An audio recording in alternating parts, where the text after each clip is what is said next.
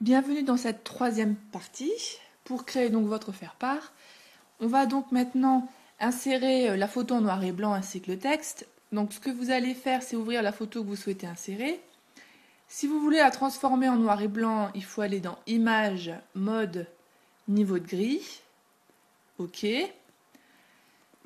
Ensuite, comme c'est le cas ici, ma photo elle n'est pas vraiment d'un format carré comme sur le format original du faire-part. Donc dans ce cas-là, ce que vous pouvez faire, c'est aller dans Recadrage.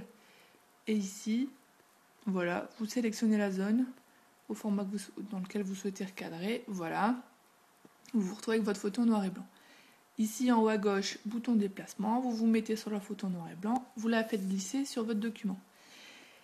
Là, à nouveau, il faut donc bouger votre calque tout en haut. Donc, en fait, vous restez appuyé, clic gauche sur votre calque et vous le remontez tout en haut pour qu'il soit au premier plan.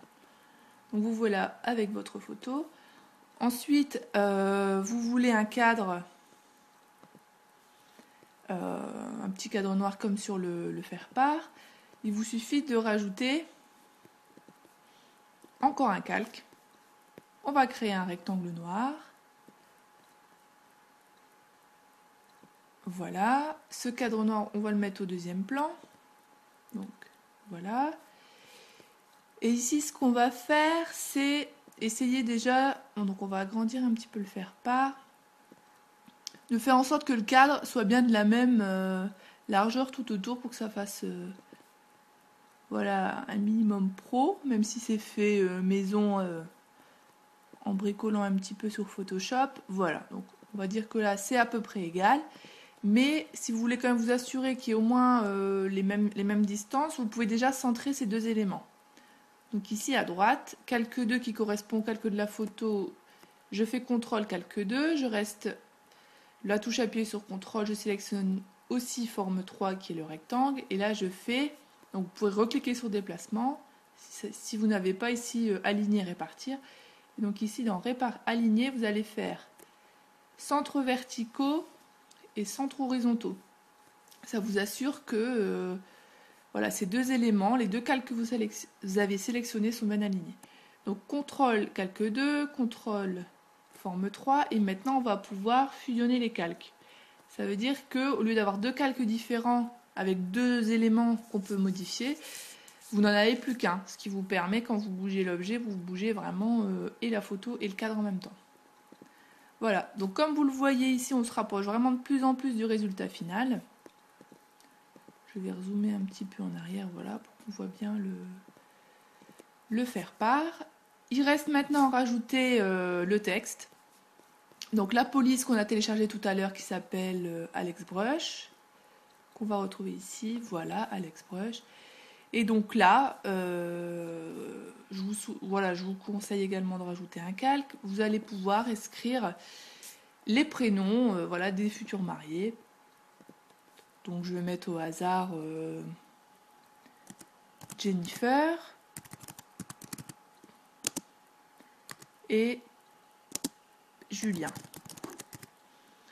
Alors, je vais déjà sélectionner ici mon texte. Donc je sélectionne la zone. Ici à gauche, je vais me mettre sur du texte blanc pour qu'il soit blanc. Et surtout, là encore à nouveau, il faut remonter votre calque si vous voulez qu'il apparaisse. Alors comme là ici on voit, j'ai fait une faute. Alors ici on voit que le texte il est trop grand, donc ça veut dire qu'au lieu de police 30, bah, je vais essayer police 24, c'est peut-être un peu trop, je vais faire police 18, voilà. En haut à gauche, déplacement, et après avec les flèches du clavier, je clique sur la flèche droite, et voilà.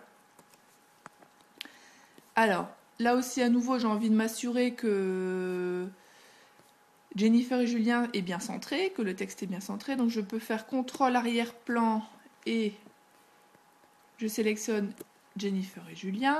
En haut, dans Aligner, je fais centres horizontaux et voilà. Et normalement, j'ai bien Jennifer et Julien qui sont alignés. Alors vous pouvez bien sûr choisir une autre police, agrandir, mettre d'autres couleurs, enfin voilà, vous avez vraiment, les possibilités sont infinies. Voilà, donc on a terminé notre faire-part. Comme vous le voyez, Ça nous a pas pris énormément de temps. J'ai vraiment essayé de simplifier les choses et de vous montrer comment moi, voilà, je l'aurais fait. Voilà, j'espère que ça vous a été utile et que vous avez appris plein de choses, que vous avez donc voilà, trouvé des bonnes idées, des idées sympas à faire sous Photoshop pour votre faire-part de mariage. Merci, au revoir.